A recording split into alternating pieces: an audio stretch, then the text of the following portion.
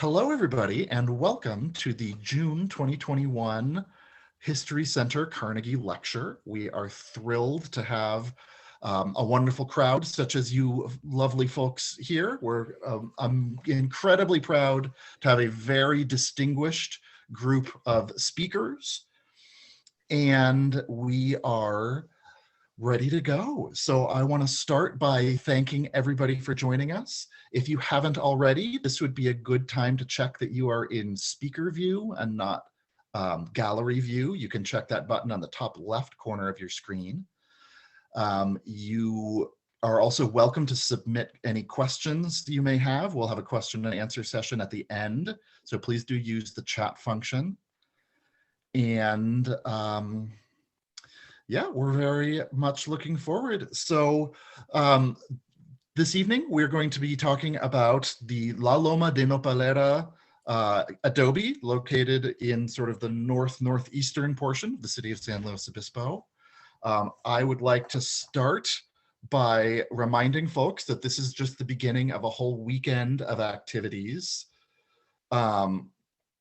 where we will be there will be a hosted site visit at the La Loma Adobe all weekend, Saturday and Sunday from 12 to 3. So please do, if you would like a chance to visit the site that we're about to be talking about, please do head on over there.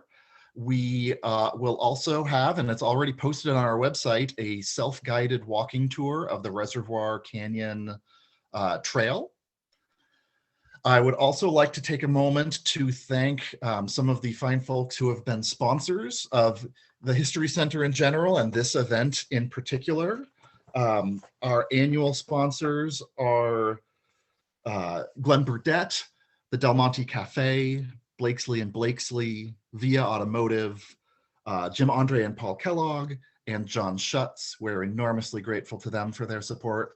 And this particular event is being sponsored by the Friends of the La Loma Adobe, Mechanics Bank, ASAP Reprographics, EcoSlow, and especially the City of San Luis Obispo, which provided funding for marketing of this event. So if you found out about it, you should thank the City of San Luis Obispo. We have three absolutely wonderful speakers joining us this evening. Who are all members of the Friends of La Loma Adobe organization. They also all happen to be Bobs, so we're thrilled. There's a higher than normal Bob quotient on the panel, and I'd love to introduce you to the three of them. Dr. Bob Hoover was granted his PhD in anthropology from UC Berkeley, taught at Stanford and then Cal Poly from 1970 to 1998, specializing in Spanish colonial archaeology. He served continuously as the director of the Archaeological Field School at Mission San Antonio for over 30 years, training some 500 students, and also led excavations at 4 missions and the Presidio of Santa Barbara. A past president of the California Mission Studies Association and member of the State Historical Resources Commission, he has published on the prehistoric and historic archaeology of California and consulted for federal, state, and local governments and private entities. So that's Bob Hoover. Very happy to see him. Bob Vessely, PE, received a Bachelor of Architecture and a Master of Civil and Structural Engineering from Cal Poly. Since 1981, he has produced structural analysis, stabilization, and restoration plans, and supervised work at 7 main Adobes, including the La Loma, in the county, as well as for the Carnegie Library in Paso Robles, the Guadalupe Jail, Point San Luis Lighthouse, the Monday Club, and the Octagon Barn. Bob Vessely, we're very happy to have you this evening. And finally, Bob Jorgensen earned a BA in History from UC Riverside and a Master's in City and Regional Planning from UC Berkeley. He was an academic planner and project manager at UC Berkeley, Stanford, and UC Santa Cruz. He retired to SLO and currently serves as the chair of the Planning Commission and president of the Friends of the La Loma Adobe. Bob Jorgensen, we're very happy to have you join us this evening. So I think without any further ado, I'm very happy to pass the baton to the first of our Bobs, and we look forward to an absolutely wonderful presentation. Again, if you have any questions at any point, please do feel free to use the chat function, and we'll get to Q&A at the end. So thank you all, and please take it away, Bob. Well, am I on? You are on. Good. Okay. Thank you very much for that introduction on behalf of all of us, and a good evening to everybody. I hope that you enjoy our presentation tonight from the three Bobs. We're going to talk about this rare historical treasure that we think we have in San Luis Obispo, and we hope we get your interest in it too. We know a lot about the Adobe. A lot of it we found ourselves in doing research over the last few years, but there's still many, many questions that we need to answer. And we're looking forward to getting some of those things. The basic questions like, when was the thing first built, the first version of the Adobe, and what order were they built and so forth. But we'll come around to that. So I'm going to take the role of a professor now and start from the general and work to the specific. And then after I'm through, Bob Vessely will talk about the structural engineering problems of the Adobe, what we hope to do there to help stabilize and reconstruct it. And I think there's some activities coming up pretty soon, aren't there, Bob? Yes. And then Bob Jorgensen, our leader, is going to talk about the pick up where I left off and do the 20th century history, and then talk a little bit about our organization today and what it hopes to do. So let's start right off from the general. Let's see if I can get to the view here. Oops, no, that's not the one I want.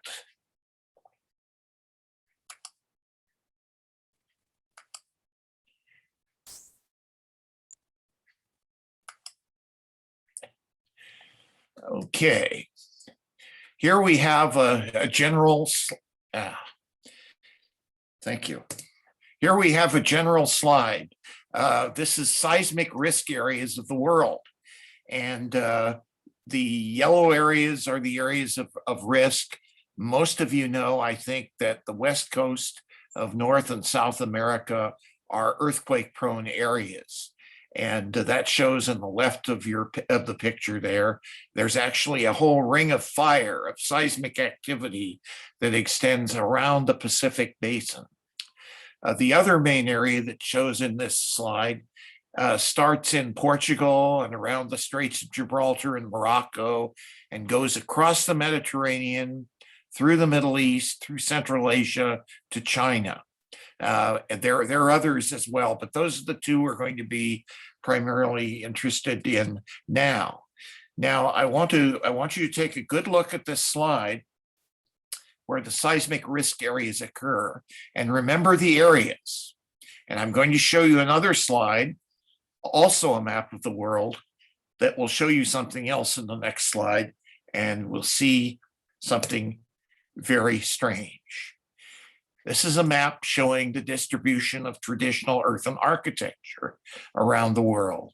And you can see that it corresponds almost exactly or very closely to the area of seismic risk.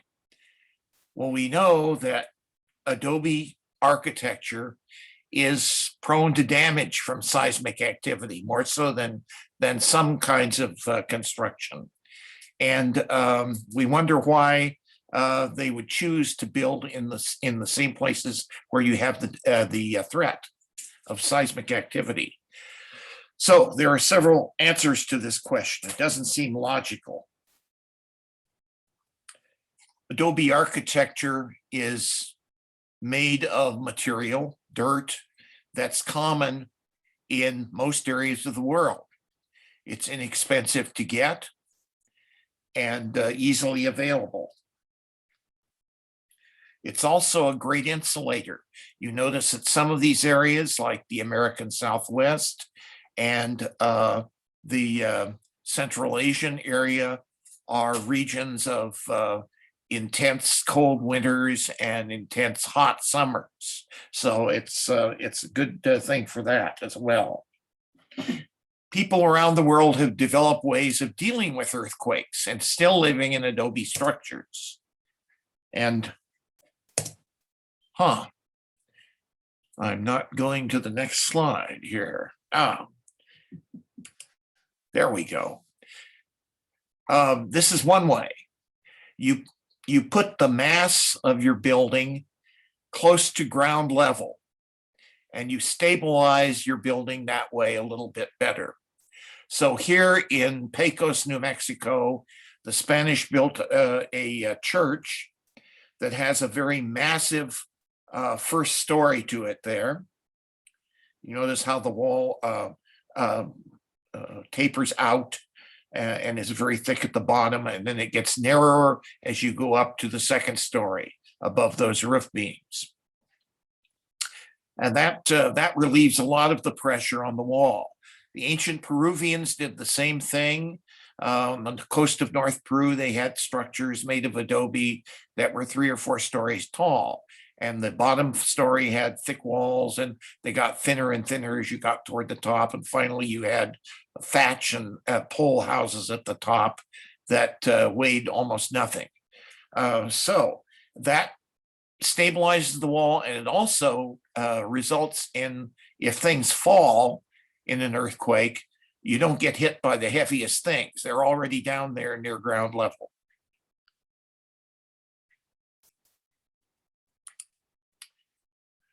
The insulating properties of adobe. This is a picture of a adobe on the grounds of the Presidio at Santa Barbara, El Presidio State Park. We're inside the building here, and you can see there's a little window box here where people could sit and read or do needlepoint or converse or whatever they wanted to do and get light from the window. And yet the walls are about 3 feet thick here, so that you're amply protected against heat or cold in the wintertime. This is one way of identifying adobe buildings that have been disguised. A lot of them are disguised with wooden boards nowadays, because in the American period, there was a time when they thought it was more modern and more stylish to have wooden board houses. Well, you can always see that these wooden boards have windows and doors that have deep recesses in them, and that's a sure sign of an adobe. Here's a series of slides I'm going to show you now that are from Pecos in the early 2000s, early part of this century. The National Trust had a meeting in Santa Fe, and they took a workshop out to Pecos, and the park rangers allowed the workshop participants to participate in making adobe bricks and building a little wall to keep the tourists on the trails. So here's the first step. You mix the adobe with water, get the right kind of clay, of course, and you mix the adobe with water in the bucket of this front loader. A lot of these women in the National Trust were from, junior league types from Boston and New York and so forth. And they had great fun playing out in the mud. Probably didn't have as much fun since they were children. So it's very therapeutic too. You have to select the right soil, and it can be very simple, as simple as using the shake jar test. You take a jar, like a mason jar or something like this, and you put a third part of soil into it and 2/3 part of water, and you agitate the jar after you close it and shake it vigorously, let it set for 1 to 4 hours, and it settles. And then you check the sedimentation here. If you have ideal adobe brick making soil, you have about an 80% amount of sand. And here you have the sand in the bottom. Actually, the sand comes up to about here. It's moved the silt up a little ways. This is about the sand, about 80%. And then you have about 20% maximum clay and silt, which would be this top layer of fine particles. This is all water up at the top here, so that doesn't count. So that's an ideal mixture for adobe bricks. Now you can add amendments to it. You can add binder, straw, and things like that. I haven't found that done much in Hispanic period buildings in California. Some people use that today who build in adobe, but I haven't found that true in historic buildings so much. Here they're shoveling the adobe in mud into these molds, these frames that have compartments in them, and they'll pack this down so there are no air pockets in it or anything like that. And then they'll smooth the top over as so. And then they let this dry for a while in the sun. Well, in New Mexico, that doesn't take very long in the summertime. Here, it doesn't take a tremendously long time either, especially if you're at San Miguel or Mission San Antonio or someplace like that up in the Salinas Valley. After the bricks dry for several days, you can remove the frame and you can let them dry further like this. When they're dried even more, you can stand them up on their ends and lean them against each other so that air can circulate around them and they'll dry even faster. And this takes sometimes up to a month or so, but they dry very fast in warm weather.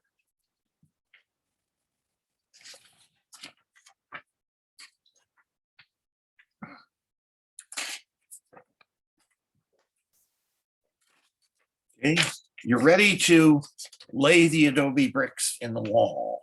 This is a brick, this is an adobe brick wall of a barn at the Rancho Los Canoas in Arizona. And it's, the bricks are laid in mortar, which is the same material as the brick really. And then what they've done here, the mortar has eroded from between the bricks. And so we're adding mortar to the wall. This is my work. I've plastered this adobe mud in the cracks between the bricks, and this is how it should look because the bricks don't stick out of the wall like this with the recessed mortar. And this is someone else who's working over here and did this. That wasn't mine because it's down low on the ground and I wouldn't have been able to stand up again if I'd done that. So this one was mine over here. You could see they've in early days, they closed off this area that was once a doorway, put bricks across here and plastered them in with adobe mortar.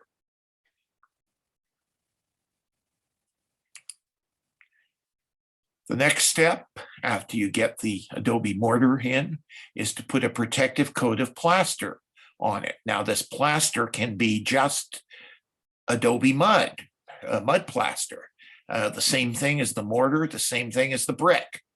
And if the receiving surface is wet and the mortar is wet and you hurl this mortar at the wall and then take your trowel and trowel it in against the wall in a circular motion, going upward, troweling upward, why you can get it to adhere to the wall, especially if there are rough places in the mortar where people have put broken tiles or stones to help hold the mortar on. Or you can use lime plaster, which is what's being done here. The lime is the white material. Now, lime has special properties that make it valuable. It's very caustic, so you have to use gloves when you work there, and you should have eye shields on too. But you put it on just as you would the adobe plaster. and then trowel it. You can see down here the earlier coat of plaster. They've scored with diagonal designs to make a rough surface on there. And when their final coat they put on, that will help it to adhere to the wall.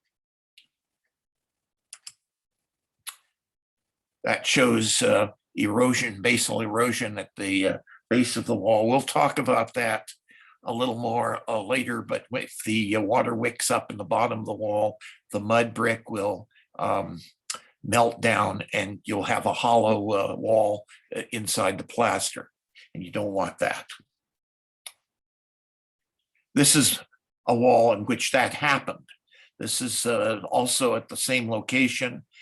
The surrounding topography was a little higher where I'm standing, and where she's repairing the wall, it's it's slightly downhill. So over the years, wind and water carried in dirt and piled it up against the wall until it was above the level of the stone footings that were under here.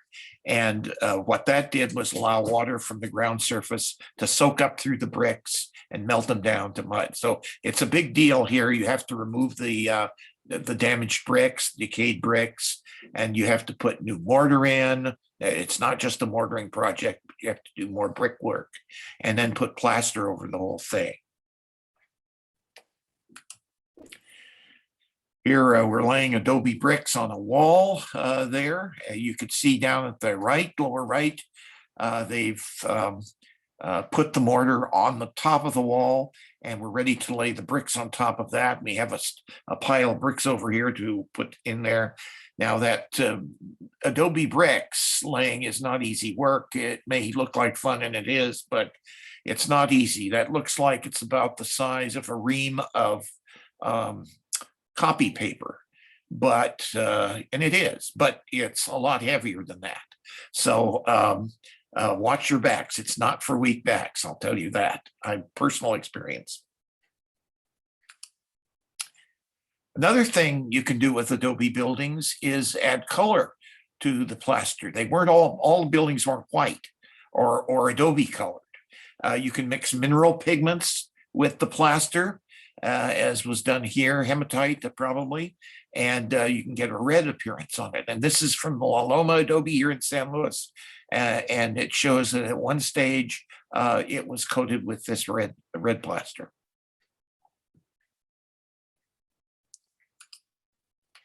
The earliest buildings in Spanish California weren't made of adobe bricks, and they didn't have tile roofs. They were temporary buildings set up quickly of poles and thatch, called palisado architecture. And this is one of the reasons the early padres, as they were founding the missions, took expeditions that included sailors along with them on these journeys, because they could get ship's carpenters and sailmakers and so forth, people who would be good at setting up temporary buildings, making tents and things like that, and establishing the earliest buildings they needed. Here at San Luis, they started out this way, and then they found that embers from cooking fires or from flaming arrows of hostile Indians from the San Joaquin Valley could set the mission on fire, and so they quickly switched to adobe brick with tile roofs. It's much more stable, fire-resistant material. There's San Luis Mission in this later stage of its building, minus the modern 1772 number up here at the top, which I think whoever put that up there, even though it's not historical, because every school child in San Luis now knows when the mission here was founded. Some missions underwent a third stage of development and in stone. Santa Barbara Church is one of them that's lasted. The San Juan Capistrano Church was originally built of stone, very elaborate, the dome architecture, and it was destroyed by earthquake.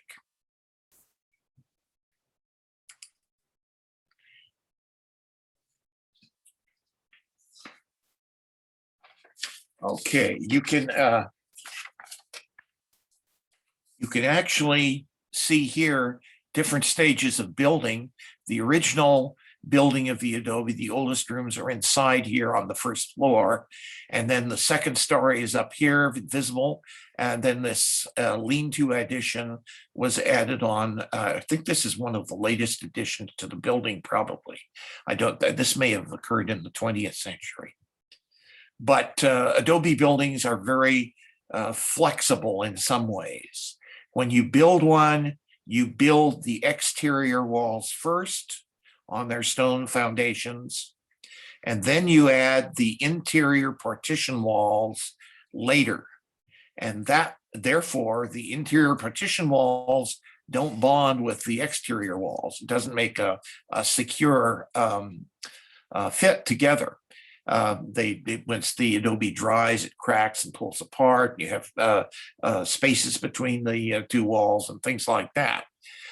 On the other hand, if you want to reconfigure the rooms in your adobe building, it's very easy to knock down the partition walls and move them to a different location without tearing down the whole building.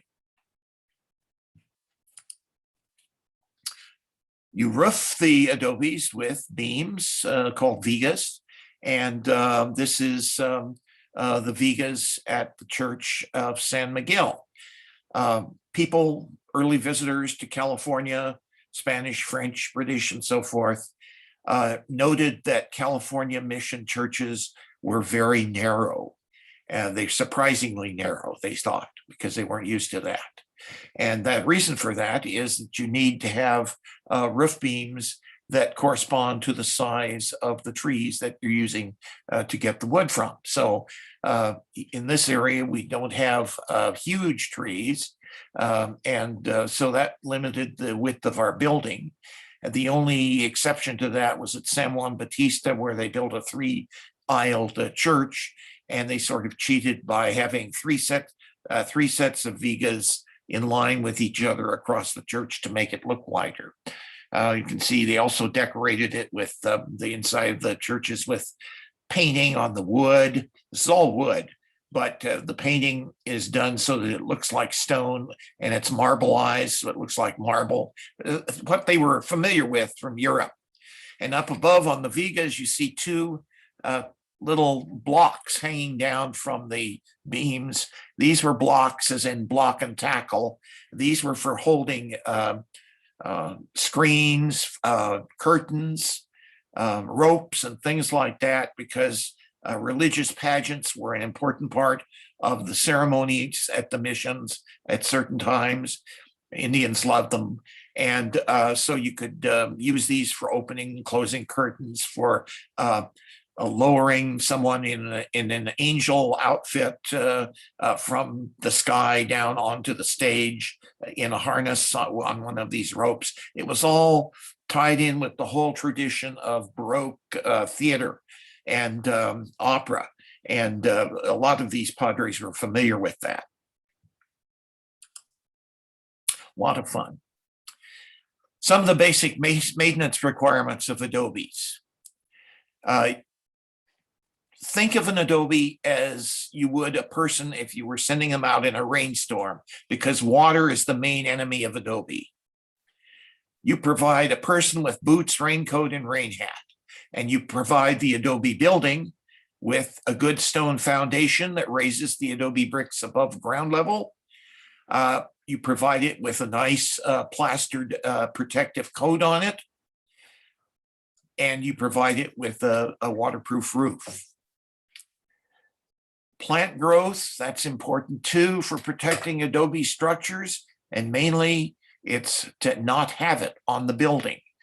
So you keep ivy and wisteria and things like that away from the adobe building normally. At La Loma, there was some wisteria there, but I'm not sure if it was growing on the building itself, but and an arbor out in front.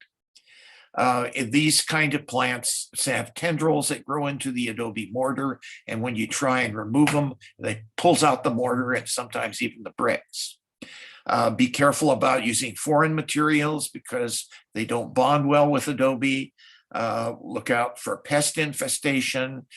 Bees and rats, among other creatures, like to burrow and build nests in the adobe. So you have to have a pest control program. Protective coatings on the adobe. There are various ways of doing that. One of these, kind of interesting, since lots of cactuses growing up there, they take the leaf of the cactus and they crush it and make it into a pulp with a lot of cellulose in it, and they use it to coat the adobe plaster at the end of the final coat, the outer coat, the finishing, and that helps it give it waterproof properties too. And landscaping in general, you have to watch out for root growing plants and things like that. So those are basic methods of protecting adobe structures. Adobe buildings are not low maintenance buildings. They require constant maintenance. And if you keep up a program of regular maintenance, why, it's not so bad. You want to principles of preservation. You want to retain as much of the existing original material as possible. That's what we're all about. We're about preservation. We're not about repairing and consolidating to make it look new, but we're repairing and consolidating it to make it last. You want to use additional material to reinforce and strengthen the structure. And Bob, I think, will talk a little bit about that.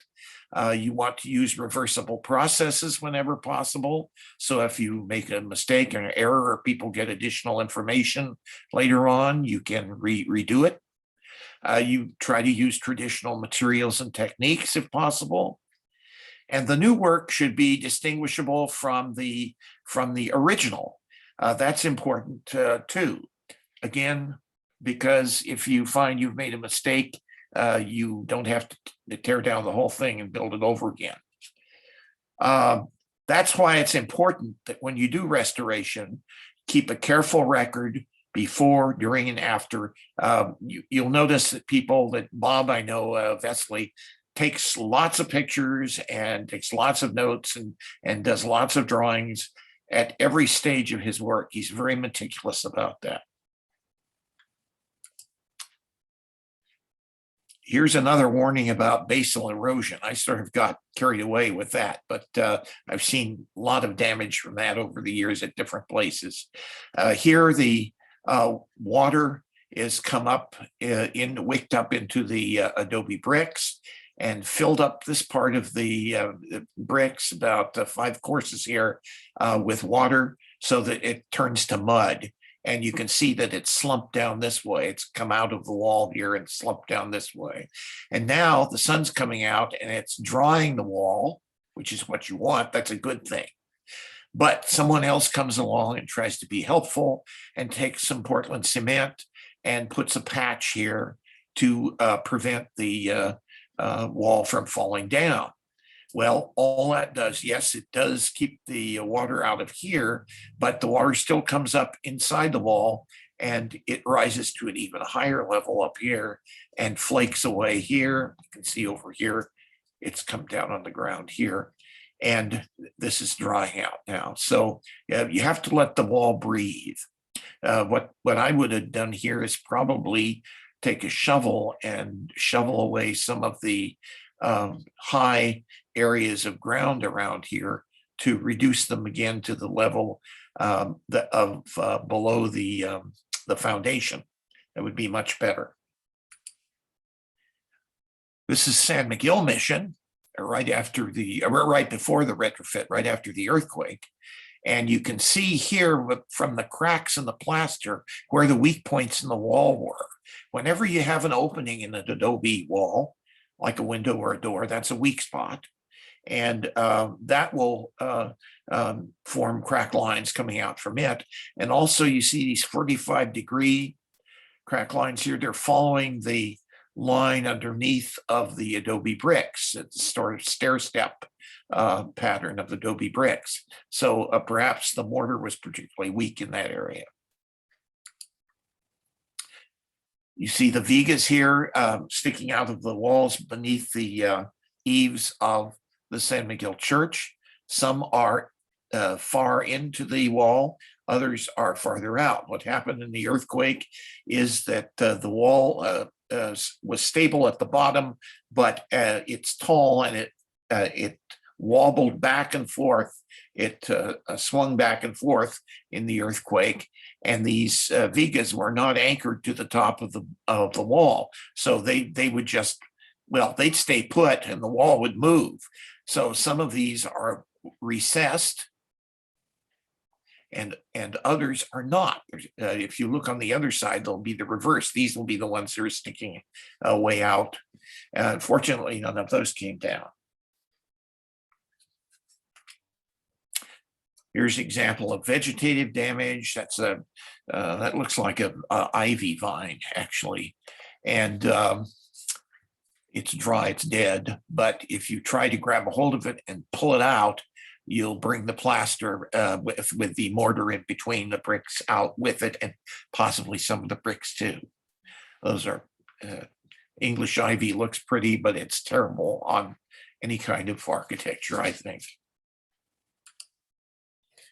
Another way of dealing with earthquake damage is to build massive buttresses to give support to a building. This is Mission La Purísima down in Lompoc. The original La Purísima, south of town, was built in typical mission quadrangle style, like San Luis Obispo or San Miguel, with the church as one side of the quadrangle. When the earthquake of 1812 struck, the walls came tumbling down. The people who were in services in the church rushed out into the quadrangle and were crushed by falling walls in all directions. So it was a trap for them, and there are a lot of loss of life. So in 1813, when they moved the mission to this new site at the state park north of town, the Padres were determined that wouldn't happen again, and they built a mission in a unique style, in a lineal style. You have a church down this way, and then a shops and quarters building here, and finally a Padres quarters, end to end, not built in a quadrangle style, very unmission looking. And at the Padres quarters end, at the end of the building, they put this massive buttress in to hold this wall up, so it wouldn't fall down in the street. Wouldn't fall down in the street there. This buttress extends 30 feet down into the ground. So they really were serious about this, and it's held up pretty well, even though the building was unoccupied for a while before the restoration. This wall still stood. Back to Pecos, we're trying to show different styles of brickwork at different time periods, so you can tell who made what. This is the original Spanish period brickwork, horizontal layers of bricks.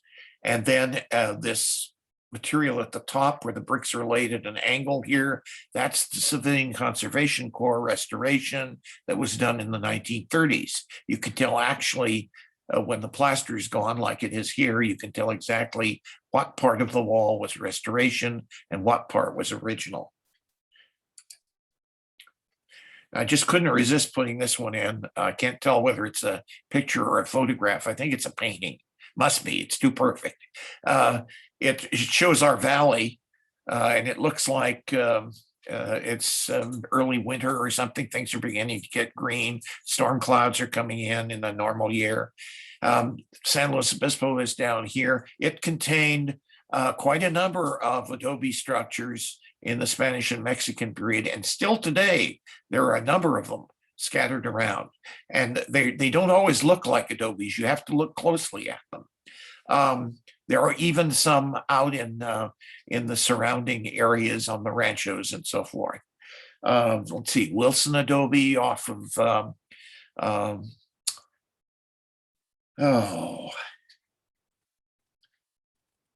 one of the roads toward Los Osos, and the San Bernardo adobe on the way to Morro Bay, the Hollister adobe at Cuesta College. In San Luis Obispo, the city owns 3 of these adobes: the Rodriguez, which it's restored the outer part of, and the south part of town; the La Loma, which we'll talk to you about tonight; and the Butron adobe. There's also the more famous ones like the Dalladé, the Dana, the Caledonian adobe in the county. So some of these are in unlikely appearance.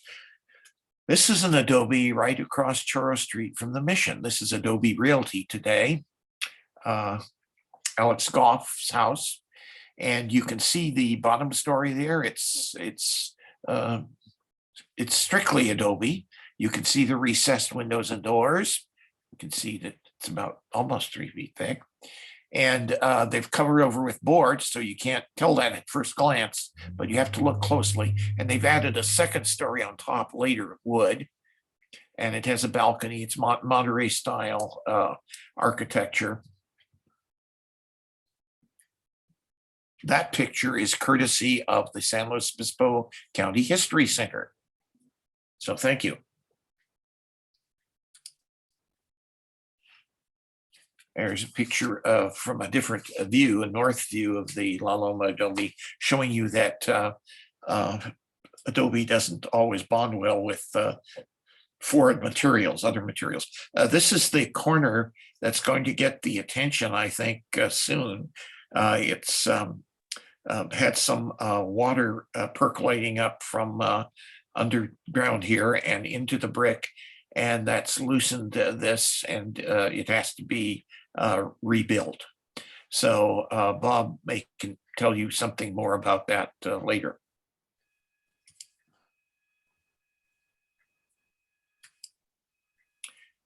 Here's a nice view from the vicinity of the La Loma. This is San Luis Obispo, and I can tell you that this dates, as far as I can tell, to 1905, because here's the railroad coming this way. Here's the Mission over here, is on this hill. There's Mitchell Park here, which is before Mitchell Park. And then this is the La Vina district, which was just below La Loma. This, I can tell the date because this is the block that I live in. That's Santa Rosa Street here, and Santa Rosa Street, Pismo, Toro, and Bouchon. So we're on Bouchon. We're that white roofed house there, and that was built in 1904. And in 1905, these 2 buildings went up on either side of it. They're also still here, and you can see an alleyway going down the length of the block, the center of the block, serving both Bouchon and Pismo streets. There's only about 11 of those blocks with internal alleyways in San Luis Obispo. And I like them because you don't have to carry your garbage out and put it out in front of your house every week. The garbage man comes to the back and picks it up, which is what they used to do when I was a kid. So it's a nice historic photo. We don't know about all the details about the first owners of the La Loma.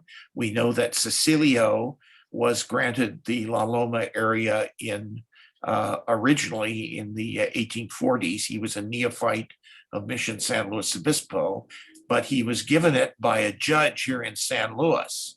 And the legality of that is probably in question because the governor normally gave land grants in California. He was the one who had the authority to do that.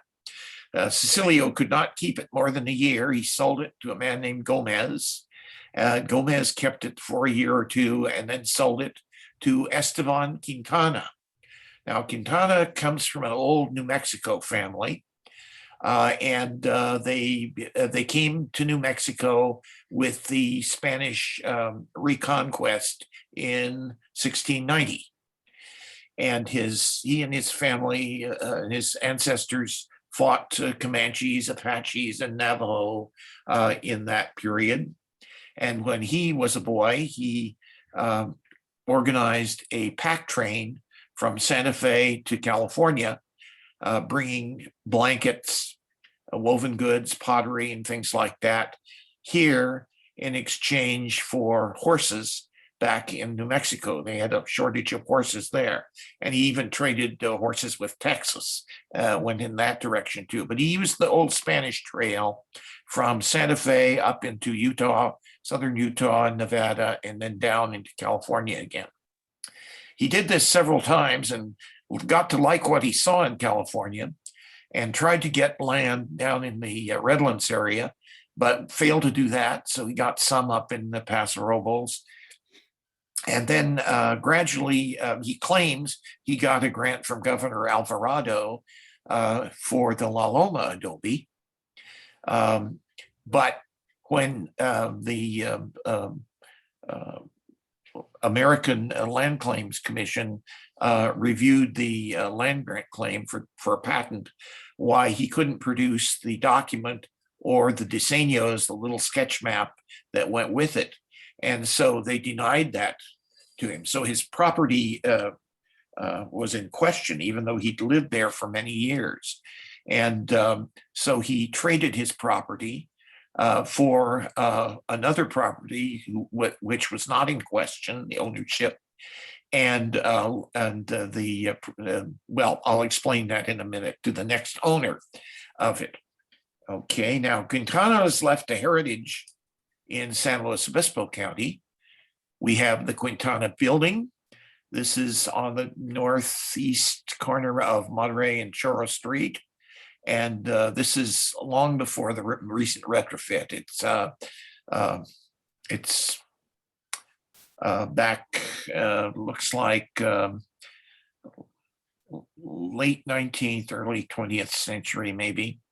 But you can see the shops are down on the ground floor and offices and perhaps some residences up in the top. Mission's over this way. Okay. We also have Quintana School. Okay, he sold this property, or he exchanged this property and moved out to Mission Potrero, where the men's colony is now. And he exchanged it with Maria Concepcion Barranda, who I'll call Chona from now on. Maria Concepcion was from a famous and powerful family in the Salinas area, early settlers of California, presidial soldiers and their wives, and third generation, I believe. And she was given the Potrero grant because her husband was a foreigner. He's a French sea captain and hadn't changed his citizenship yet. And you couldn't own land in California until you change your citizenship. So she got that grant and traded it with Quintana. However, let's look at Chona for a little bit.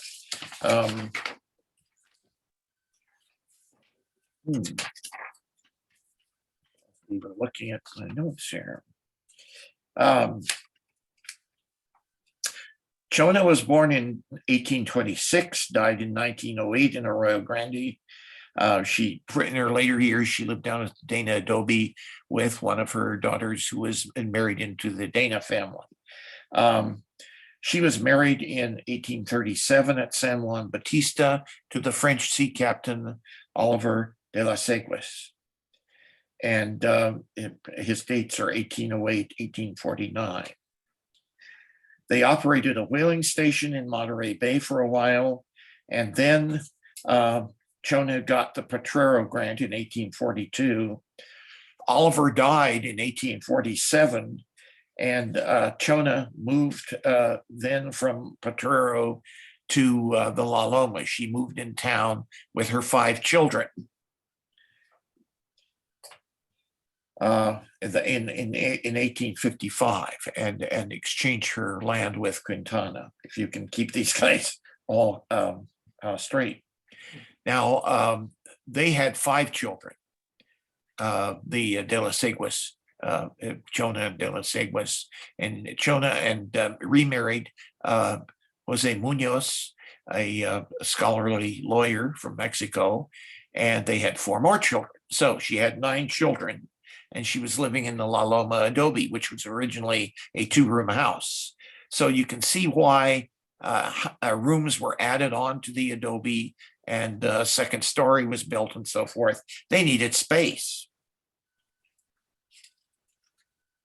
Munoz, being a lawyer, was able to settle the a land dispute, and he settled this just before his death. He went to Mexico, to Mazatlan, to settle his family's estate, and on the return trip, his ship was wrecked at sea off of southern Baja California, and he was lost. And he never learned, perhaps, that his lawsuit had been favorably handled by the courts. Okay, now it's time. Bob Vessely, are you there? I'm here. Okay, I think it's time to hear about the structure of La Loma. Structural issues. You need to give up the screen, Bob. How do I do that? Oh, I think you just did it. Okay, good. Let's see. There. I think Justin just did it for me. Okay. Okay. Ah, good. Ah. Let's see. I'm trying to, there we go. I thought I'd start with a couple of floor plans just to give us some kind of an orientation.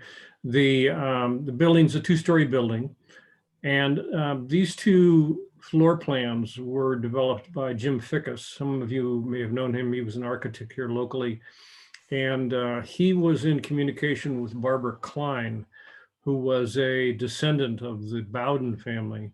And she'd actually stayed in this house several times. I think it was her grandmother that lived here.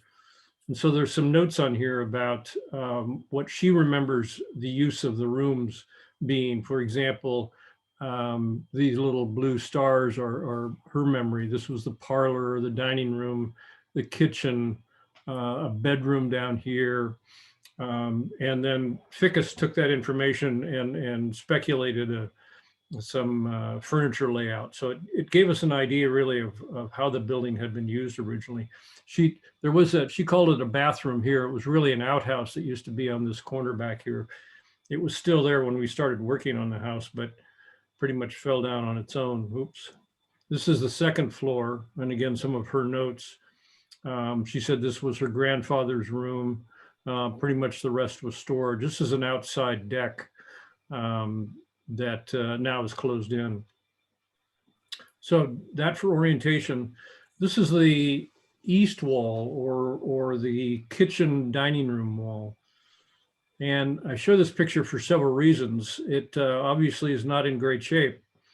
And you can see also that there's some original whitewash on the wall here, up underneath the eaves where it's protected from the weather. But the whitewash and the mud plaster, which you can see some of here, was really a sacrificial surface. It had to be, as Dr. Hoover mentioned, it had to be replaced fairly frequently. It didn't last long, but it protected the adobe blocks underneath. Keep an eye on this ring right here, because it'll show up in subsequent slides. That wall continued to deteriorate, and pieces were falling out. So here's that ring sticking out of the wall again here. And you can see it's leaning rather badly. The city came up with some funds from various sources to do some repair on the building, 2003 to 2010, 2011, 2013. They had some funds, and so I developed plans for repairing and replacing sections that had been collapsing. And you can see later on, people would use red brick to make repairs, which worked fine. It's just that it wasn't compatible with the original material. Another thing you can see here is that the adobe wall is only 1 block thick. The other walls of this building are 2 blocks thick, much heftier, and that contributed to the instability of this. And you can barely see this wooden piece up here. It's called the sill plate or the top plate. And it was the attachment between the roof framing and the wall itself. This one has, the termites have had their way with that. This is also at the Loma, and this is an example of basal erosion that Dr. Hoover talked about. You can see the stone foundation here, and it was a good stone foundation, and also the base of the adobe blocks is somewhat above grade. So these are going to be protected to some degree from water wicking up from the soil. They're not protected from water that drips off the roof and splashes onto the wall. That's another source of damage to the base of an adobe wall. There are probably a dozen different major kinds of clay in the world, and each one reacts a little bit differently. But in general, if adobe gets wet to the extent that it increases the moisture content by as little as 10%, it loses about 50% of its strength. So you can see that it doesn't take very much moisture in these walls for them to start to deteriorate. And this is a corner example of what Bob mentioned, where the walls were not bonded together. There's no mechanical connection between these 2 walls that are at 90 degrees to each other. This is in that same room, and you can see here this wall is leaning out, is not bonded to this wall, and that corner that we looked at in this previous photograph, you can see is wide open here. So this whole wall was leaning out away from the building. This wall was leaning out away from the building. And this is the base of the 2-story section, and there are a couple of interesting things in this photo. There's a viga sticking out of the wall here. There are only 2 of them on this wall. Keep jumping ahead. There are only 2 of them on this wall, and they're kind of in odd locations. I've not quite figured out what those are about. You can see some original whitewash on the wall here. There's some whitewash on the plaster here.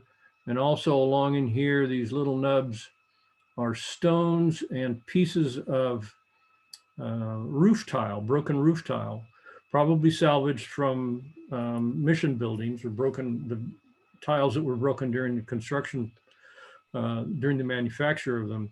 So these walls were in bad shape. They were falling over. You can see there's some deterioration going on here. And this is a typical window installation in an adobe building. You can see there's this header put across here, and usually that was made up of several pieces of wood that spanned over the opening, but filled in the depth of the wall. So in this case, the walls are about 23 or 24 inches thick. So there'll be several boards like this along here. And one of the advantages of these is that, and you can see on this one, they're fairly roughly cut. They were hand hewn, axes and adze and things like that, not sawn lumber. And in many cases, you can find little bits of bark on the ends of these, on the sides of these boards. And when you do, you can use that for helping to date the structure. Some of you may be familiar with the concept of dendrochronology, and it's a study of tree rings and the growth of trees. It's used for climate studies and lots of other things. But on one of the walls in this building down at the south end, there was a piece of wood seemingly kind of randomly stuck in the wall. And I pulled it out and I sent it off to the Rocky Mountain Tree Ring Research Foundation in Colorado, Fort Collins. When I've been dealing with Dr. Peter Brown there for some time, and he analyzed that piece of wood, and he was able to tell me that based on his database, the research he has from other tree sources, that the what he referred to as the death date for that piece of wood was 1809. I wish he didn't call it death date. That seems a little harsh, but he could confirm that it was Douglas fir, and there were Douglas fir forests in this area, although most of them are gone now. Some are further south. But he also said that there was partially completed late wood of the last ring, which means that it was probably cut sometime in late summer, probably late August or early September. So late August or early September, that piece of wood was cut down and used in this adobe. In order to have that to be real definitive information, I need to have more of them, and that entails drilling holes into these things and that sort, to collect samples. The other thing about this photograph is it shows how the window was built. The opening was made in the adobe, and the header was in there. And once the adobe was finished, then a carpenter would fashion and install the window frame. And you can see that's finished lumber. Those are sawn pieces, and so that's a much finer piece of carpentry that went into the windows and the doors themselves. This is that wall that was falling down next to where I showed you that ring. And as I pointed out in the earlier photograph, that was only 1 block thick. So it was only about 11 or 12 inches thick. And this was the foundation that we found under it when we went to repair it. And it's not a good foundation. You can see that it's not smooth on the top. There are not solid stones filled in the interior. There's kind of a random exterior set of stones. And also you can see in this picture where the wall has a curve to it. And I believe, as Dr. Hoover mentioned, that the ground built up over time on this wall, on this side here, and it's just slowly moved this wall, since it had a real marginal foundation, slowly moved it into the building. So it's not a good example of a foundation. And in the research that I've done, my general feeling is that a foundation like this and a single thickness wall probably is a later construction. It's probably during the American period, so after 1850. The Spaniards were very conscientious about their foundations. This is one around the other side of the building, and you can see it's wider. It's 24 inches or so wide, relatively flat top, filled in well in the interior here. And in general, the width of the footing is the same as the depth of the footing. So if this was 24 inches wide, then the trench that they dug and filled with stones to make this foundation would also be 24 inches. It was just kind of a rule of thumb, and I think that has shown to be the case in several adobes that I've looked at. Here's that ring again. This is the process that we use on this building for repair and retrofit. Obviously, this process has not been finished yet, but it gives you an idea of what we do on these buildings to strengthen them. You can see down here on the lower left, there's been some basal erosion repair, filled in with blocks, cut blocks sometimes, and adobe mud to fill in that gap there. Also, you can see that underneath here is the rebuilt and repaired foundation for that wall, on the top of which I generally put a piece of building paper, and that's to help prevent moisture from wicking up through the foundation into the base of the adobe wall. And also we install essentially reinforcing bar into the walls, which is really important, particularly for such a thin wall. It needs to have some additional reinforcement. And these are placed by drilling into the wall some cases 3 or 4 feet. At the Mission San Miguel, I know that they drilled 10 and 12 feet into the walls in some places. And then these bars, these happen to be threaded bars. Sometimes we use fiberglass bars. Reinforcing bars can also be used, and they're placed into the hole running back into the wall and grouted in place. In some cases, in critical locations, we would epoxy them into place. And then where the bars come to the surface, we put a plate and a nut and a washer on there so that you can see it's holding this wall back in here in place. And then these get plastered over, so you don't see them when the project is finished. Again, this is the wall that was rebuilt, and that layer of building paper is buried down in here, unseen. And it's another example of reinforcing that we use in these, particularly, again, a single wide wall, single thickness wall, is this reinforced, what's called ladder reinforcement. Also, I show this photograph because these adobe blocks didn't come from here. You can see they're a different color. We were fortunate at the time this project was going on that Mission San Miguel had finished their retrofit, and they had several pallets of the blocks that they purchased for their work, and we were able to purchase them to use here. And so in keeping with what Dr. Hoover said about making your new work distinctive from the old, anyone digging into this wall in the future can see these are different blocks than the ones original in the wall. Obviously, then this is a repair portion of the building. Here's that one of those bars that extended into the wall. We would lay these reinforcing ladders along the same level as the wall was built up. This is the roof framing of the La Loma.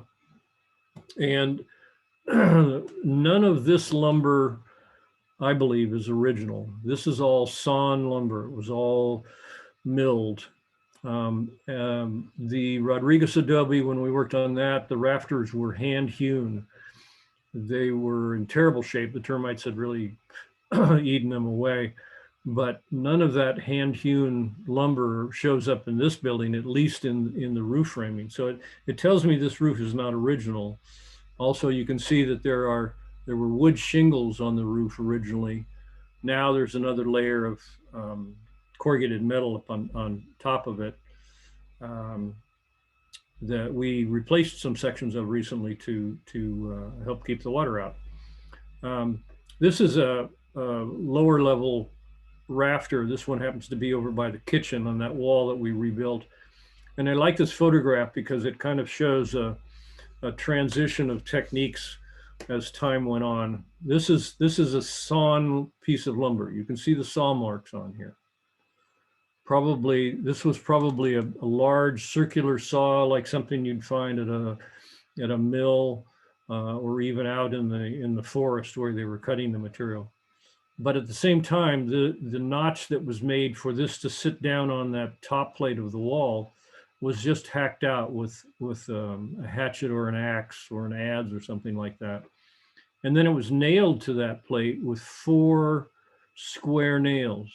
These are what are referred to as cut nails. That means they were manufactured out of sheet metal, not as old as the hand hewn or the hand wrought nails, but these were still around, still being used in about 1900, but they quickly faded at that point. So to me, that means that this connection happened sometime before 1900.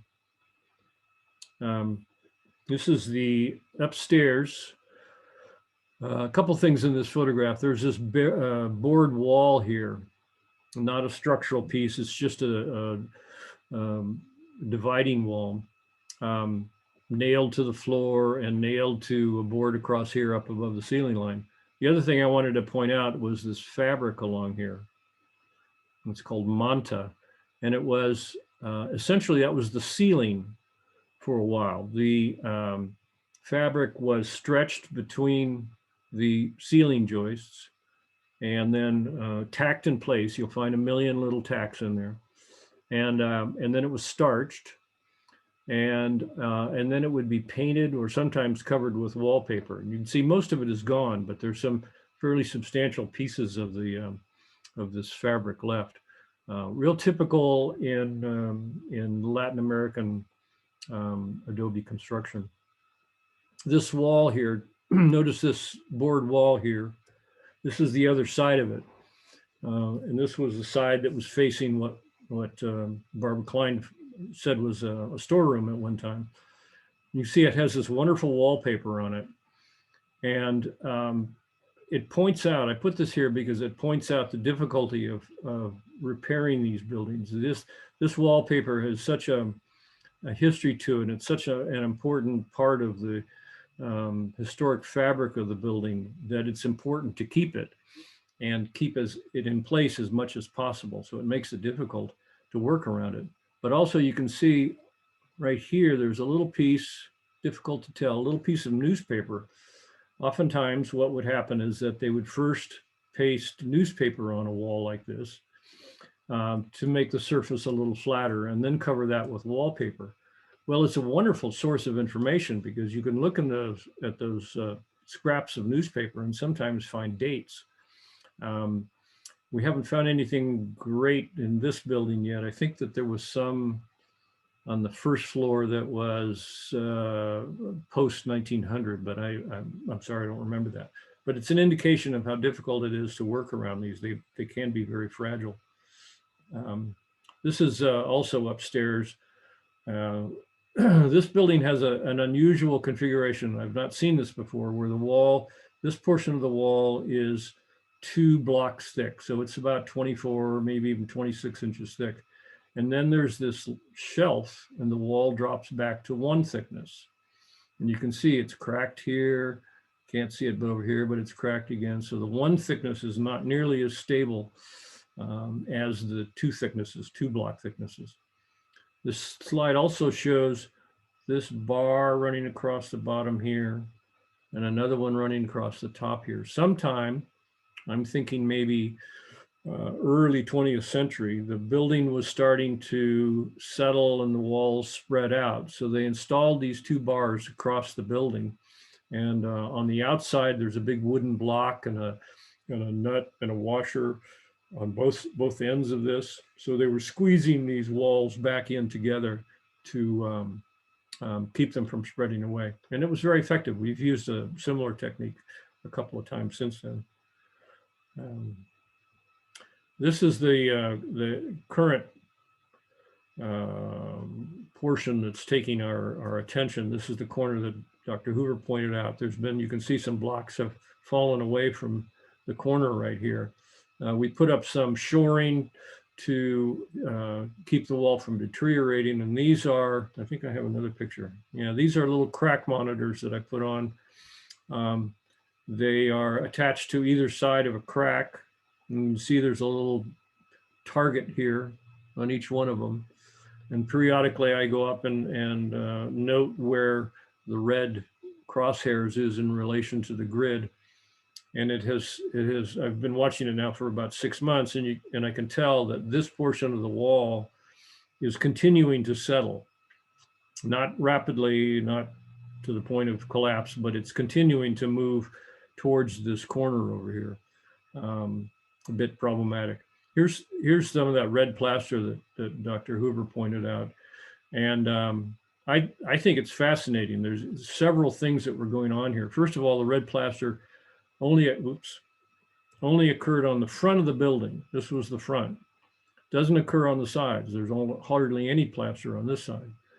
And then that was covered up with wood siding in what I think was 2 different stages, because you can see this siding over here is a different style of siding than this siding here. So probably that took place over a couple of different instances. And the wood siding only occurs on the front of the building again. They were being frugal and only putting the siding where it needed to show to the neighbors that they, you know, we don't live in a mud hut, we live in a modern structure. So those are the crack monitors. So End of my slides. Thank you very much. And now I think it's over to Bob Jorgensen.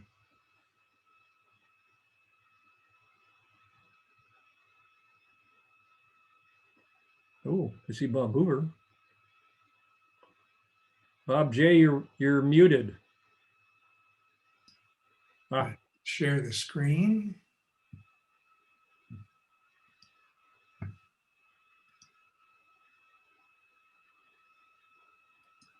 That out of there. I hope everyone can see this. So I wanted to very briefly, I think what's really, can everyone hear me? no, can't see it. Can't see it. It's on my screen. Well, Let's see, am I sharing? Can you tell if I'm, doesn't look like it. let's try here. Ah, that's better. There we go. Oop. Good. How's that? Very good.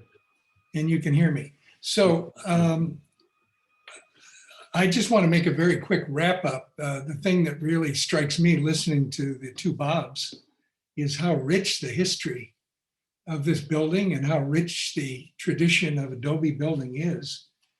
And I think it's easy to see why the Friends of the La Loma Adobe formed and why they all and all of us feel so strongly about finding a way to preserve this building. It's really special.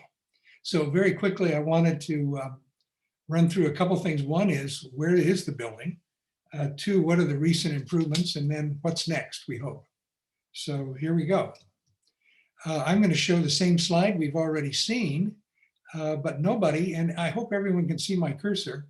Here's the La Loma Adobe and the surrounding ranch around 1900 or before 1905, maybe about 1905. I'm going to go back, sorry, to that. Let's go real quickly. We heard where Dr. Hoover's house is, but one thing that's worth noting is this is where the high school is now.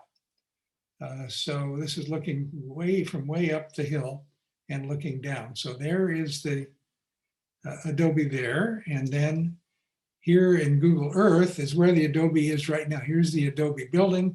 Here is the high school baseball field and the parking lot for the adult school and the administration of the school district. This is Lizzie Street coming up from Johnson up to from the French Hospital up going right through here. And because I'm moving quickly, I'll assume everyone saw that and knows where they are. You're certainly welcome to come by tomorrow, 12 to 3 tomorrow or Sunday, and it'd be fun to walk around. So a very quick bit of the history. After Chona moved to the Dana Adobe, there were several owners, but Charles Bowden and his wife Isabel bought the Adobe in 1914. He was the first policeman in San Luis Obispo. He wore badge number 1. Later, his son Gregory was a superintendent at the Sunny Acres Juvenile Facility, which has now been beautifully remade by Transitions Mental Health into a great living facility. So the house was occupied till 1953. I guess that's the good news. The bad news is it's been empty since then, and empty houses do deteriorate very quickly. Later, John Cooden purchased and donated to the city as part of a development agreement for the Bowden Ranch project. So the Friends of, originally a Friends group, Las Casas de Adobe, that's since disbanded, paid for that rehabilitation study back in the late 1990s, and that led to the city taking those first steps to stabilize it that Bob Vessely showed you. I did want to go back and show a picture of the building in its at its height. You can, if you look closely, you can certainly see two kinds of siding materials. You can see people dressed up, and this is the front of the building looking out over the whole city. Really a very special place. We'd like to bring some of that rich life back to the Adobe. 1995 or so, not looking so good. This is what happens when no one lives in a house. You can also see on this wall here a lot of ivy growing, which is certainly leading and certainly led to a lot of deterioration. We already saw this picture once. Bob Vessely may have noted earlier, but you can certainly see these walls are not aligned and joined in any way, typical of the kind of problem that the building faces. So then quickly, I wanted to say something about the Friends. Now 7 years in the making, and you can see there's some expertise in Adobe materials and engineering structure, historical research. We've also been working very hard because the city was also granted in that donation of the Adobe, really a whole acre that's now being planted by volunteers and with historical materials when possible, and definitely as many natives as we can possibly put in. So Friends has the capacity to really help save this Adobe. So it's real simple to save an Adobe. You have to keep the structure from collapsing. You've got to protect and manage the immediate environment. And that certainly includes sloping soils so that you're keeping water from the potential of wicking in. You've got to hire experts to evaluate the building's history and current condition. You need to identify appropriate uses for what was just a really nice residence at one time. And you've got to seek community support and foundation grants and city matches. The city owns the building, but we have an MOU with the city that allows us to, with the city's approval, to gradually improve it. And ultimately, what we want to do is rehabilitate and restore the structure to the Secretary of Interior guidelines. And so real quickly, we've stabilized the interior walls, repaired the stairs, replaced leaking roof panels, installed gutters to protect the Adobe brick walls, and we're rebuilding the northwest corner foundation. That was something that Bob Vessely just showed us about. Here's a picture of, you can see where we've added new corrugated metal. Certainly not very attractive, but it certainly stands out from the old. Nobody will be surprised by it. And the whole building is dry inside. There were hundreds of small holes in the old, in many places there that was just taking the building to a very bad place quickly. Here is a brand new gutters. They certainly don't look traditional or in any way, but they're not meant to be. They're meant to keep water away from that foundation and those walls.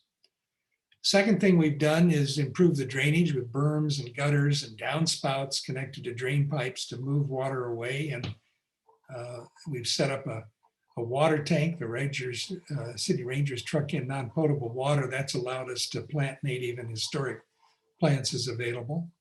We've installed planting and signage to the landscape plan that we had submitted to the city. And we handle weed abatement and removing the exotics. And there's a lot of bird, butterfly, pollinator, and bee habitat.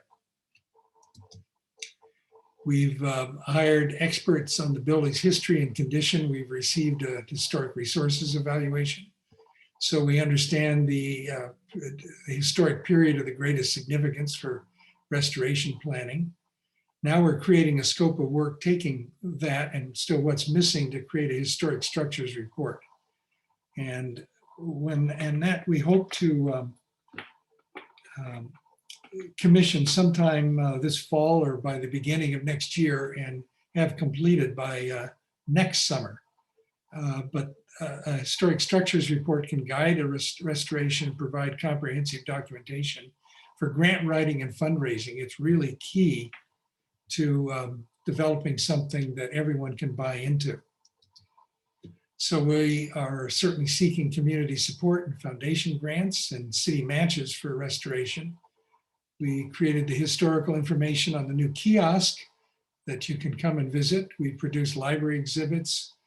We organized 1,400 volunteer hours just in 2019.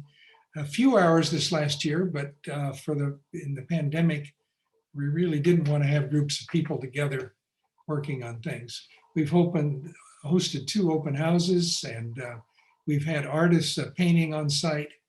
We've raised more than $20,000 from neighbors, and in progress, we're gradually building our social media and fundraising capacity.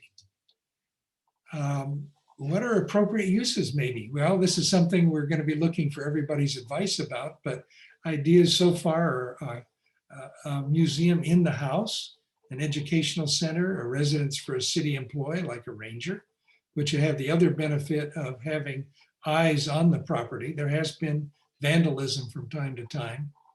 The city's put up a chain link fence, and that's helped quite a bit. Possibly a rental for small daytime nonprofit events, and some kind of mixed use where there could be actually a residential function. It could be a residence, and then the gardens could still be visited, and maybe the house from time to time. Then after we complete the HSR, that process will recommend a treatment for the structure, what makes the most sense. And we'd have to negotiate an MOU with the city, and then together to try, and we'd have to arrange for utility trenching and hire an experienced contractor. But obviously we've got to raise the funds together with the city to make all this happen. So this is the kind of things the friends do, and I'll leave this on the screen for just a minute. But we're looking for volunteers to plant and weed and mulch and help out in the gardens. And 100% of our donations go right to our projects. We cover the overhead from funds donated by board members. And I'll just at least mention that there's a easy way. We have a post office box, 13253 in the zip code 93406, and that's a good place for checks. That'll be possible tomorrow too. So here's a picture, little stretched view. We all look a little wider, must have been after drinking some of that cactus juice. But here's the Adobe, and hope to see you this weekend. Thank you very much.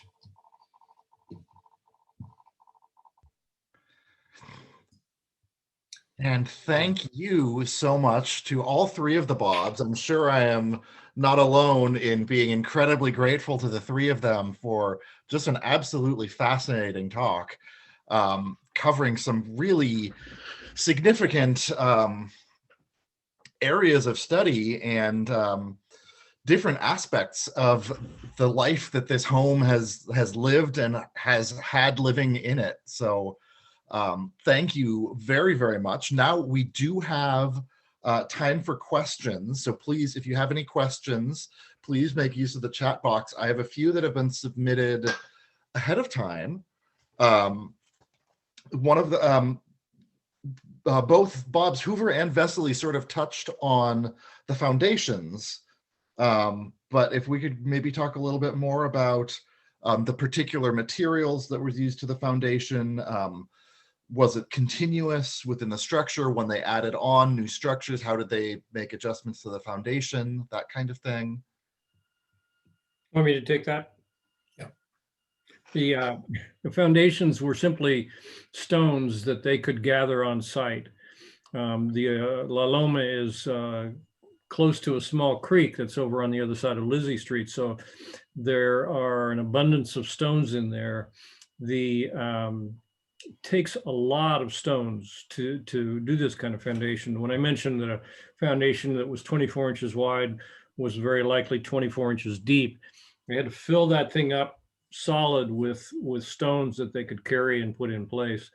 So it really was what they could find on site that made those. And when additions were made, you simply dug a trench. Depending on how careful you were, it might be 24 inches deep and it might not. And again, you find stones nearby and fill them up. You want to get them packed in with adobe mud as solidly as possible and down into the soil as much as possible so that you avoid settlement over time. That good? Wonderful, thank you. I'm just sort of scanning through. It looks like we have several descendants of Chona with us this evening. So I'm absolutely thrilled to have all of you with us. Thank you. Everybody is glowing in their evaluations. Is there a specific reason that location was chosen? It sounded like it was part of a larger property at one point. Well, it was all part of the Mission property originally. And I'm really looking forward to someday being able to say when the first part of the building was built. But there are several urban legends about that. There was, I can't remember his name. There was a man who lived here right at the end of the Mission period, and he decided that every traveler that came through town and walked past in front of the Mission needed to pay a small toll to him to for the privilege of passing through town. Well, travelers found that if they could skirt the edge of the valley over by where the Loma is now, they could get past him without having to pay this toll. And so one of the legends is that the building originally was built up on the hill, that in a spot that could watch people skirting around the edge of the valley trying to avoid their toll. I have no idea if that's true or not, but it makes for a wonderful legend. That is a wonderful story. Thank you. So the full name is La Loma de Nopalera. Can anybody talk a little bit more about why that name came in? Like Nopalera is prickly pear cactus. Is that native? Where did that come in? I guess I could do that. The cactus is not native to the local area, but it is found in California and also Mexico in the Southwest. And it's it's planted as hedges sometimes. And the fruit is edible. The young green shoots are edible. They're called nopals, and they're available in Hispanic markets everywhere. Just drive down to Santa Maria and you can pick up some nopals. Nopales. But the fruits are the primary thing in connection with the adobe, because they're called tunas in Spanish. And they have they're maroon reddish color when they're ripe. They have some very sharp stickers on them, a few, but they're not the most dangerous thing. The most dangerous thing are the fine little bristles that you find in the areola areas where the spines come out on the side of the fruit. And you have to be careful when you peel the fruit that you get all of those off. And I just buy mine commercially. I buy the syrup commercially and mix it in drinks and things like that. I'll have to make you all a margarita sometime. I will 100% take you up on that. There is a story about that when Fremont came through San Luis, and as a surprise surprise move on an early morning hour, pre-dawn hour actually, his troops, some of his troops, and maybe he himself were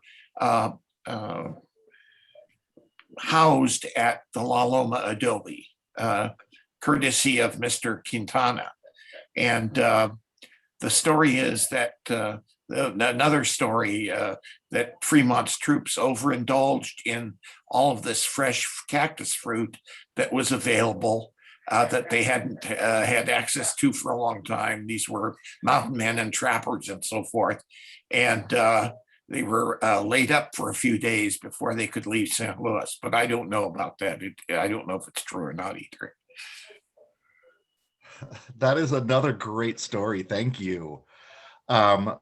We've still got some questions coming in. Please don't be shy to let us know. We'd love to root out some more of these stories. I do also want to take this opportunity to remind folks, in addition to the site visit, we also have a just beautiful self-guided walking tour program that is on our website will also be available in a printed format that will sort of tell you some of the stories as you take the hike through Reservoir Canyon. Let's see. I could comment on one question. I see a question from James Papp about whether there's been consideration of privatizing the La Loma Adobe. This is actually something that the city has raised, not recently, but it's come up as a possibility. That the notion would be that the city might advertise for someone who wants to restore the adobe and then live in it, and then create a development agreement that includes restoring the adobe to the Secretary of the Interior standards, and then allowing for tours of the building maybe a few times a year, and maybe separate access to the gardens, for instance. So a lot of things would have to come together for that possibility. But I haven't heard it recently, but it's certainly a possibility. The city's got to think of every possible way to find a way to save the building, and that could be one possible way. Thank you. Yes. And Dr. Hoover, we were talking about this before we let everybody in, the beautiful building in your background. That's Cordoba, isn't it? Yes, that's the Grand Mosque in Cordova, Spain.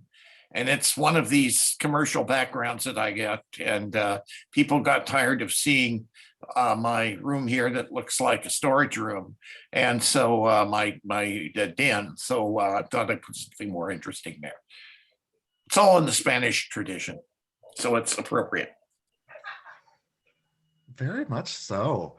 And so, yeah, if anybody has any more questions, please don't be shy. Please let us know. Now, I think is a great opportunity to maybe introduce, so the Carnegie Lecture Series we give every 3 months. It's usually on the first Friday of the month in which the seasons change. We are so enormously grateful, but we're not quite done this evening to the three Bobs, but now might be a great opportunity for John Ashbaugh to jump in and give you guys a little bit of a sneak peek of our next upcoming Carnegie lecture, which is going to be in September. So John, if you want to unmute yourself.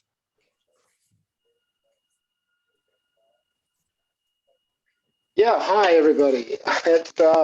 It's been a terrific lecture. I want to give a full shout out here to the three Bobs. They were, I think, really inspiring for all of us, and especially those of you who we have at least, I think, a half dozen of you who are told us that you're descendants of Chona, whose full name was Maria Concepcion Barranda de las Segas de Muñoz. And did I leave in Barranda? Anyway, she was several names and a wonderful woman whose legacy continues. I think it was her period that she lived in the adobe between 1851, I think, and 1886, when she finally moved down to join two of her daughters who had married two sons of William Goodwin Dana. And that, of course, is the William Goodwin Dana of the Dana Adobe, whose he and his wife, Josefa Carrillo Dana, had 23 children altogether. And so there are a lot of people that are descended from either, and by the way, it was one of the daughters of Oliver de los Segas and one of the daughters by which of Jose Maria Muñoz, that each married one of the Dana brothers. So that's just a way of leading you into the fact we're going to have our December Carnegie Lecture with the History Center featuring the Dana Adobe. So there's a lot of tie-ins between all of these early California adobes. The September Carnegie Lecture will be in the Rios Caledonia Adobe as well. And so we're going back up to San Miguel in that case for that. And maybe Bob Hoover can help us with some of the work that I know he's done on that area. And the Rios Caledonia group has its own Friends of the Adobes group to help preserve that. Uh-oh, I think I'm going to be lost here. My computer seems to be acing out. If so, I'll try to come back. Meanwhile, I'll turn it back to Thomas. Sorry about that. All right. Yeah. So we are very excited to have our quarterly Carnegie Lecture Series continue throughout 2021.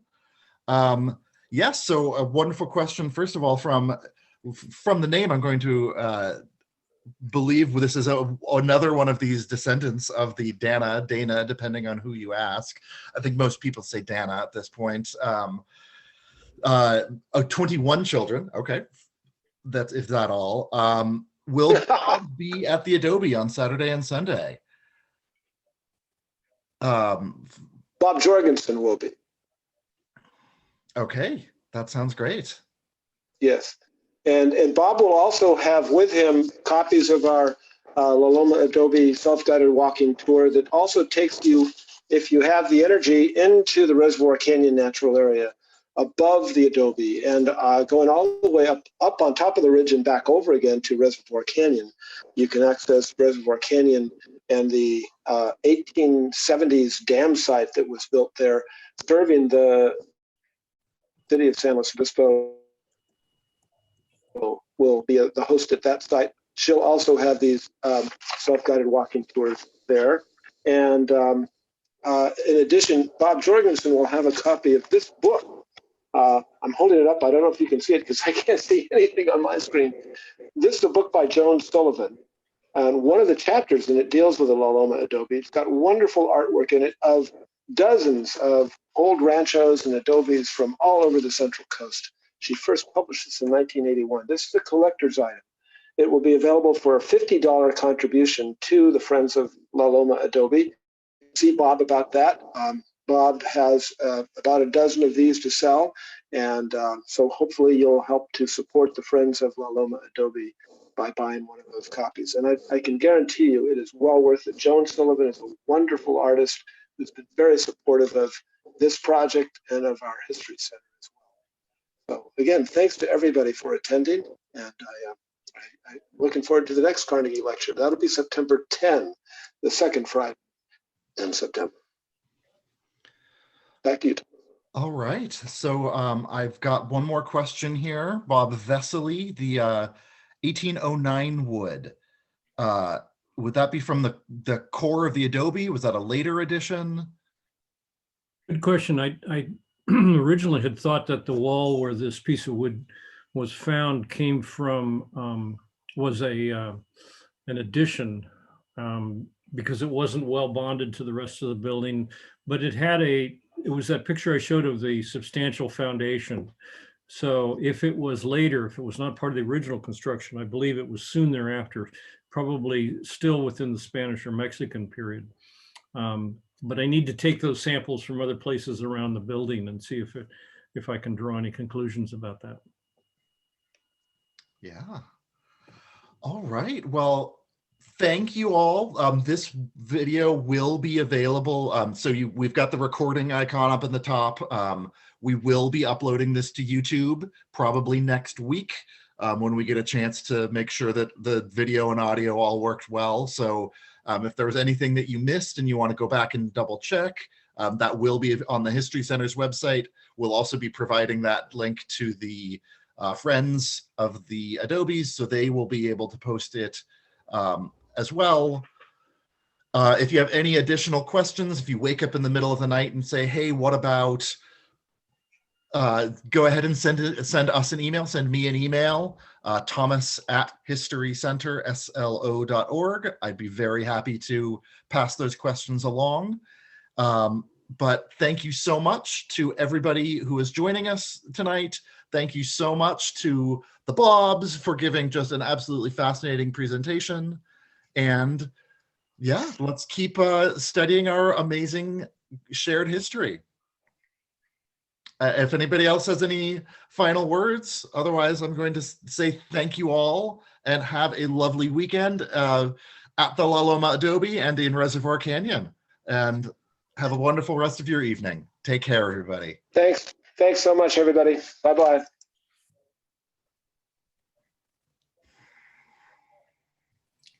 Bye-bye.